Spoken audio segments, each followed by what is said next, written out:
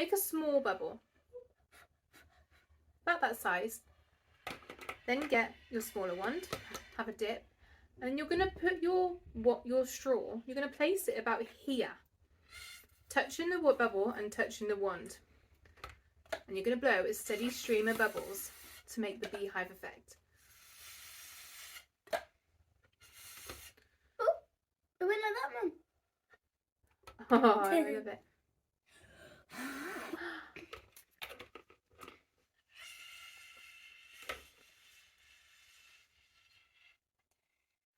And there we have it, our beehive bubble. And we can even stick our straw into the beehive and release the bees. Release the bees! Release the bees. Whoa, that's a massive bee.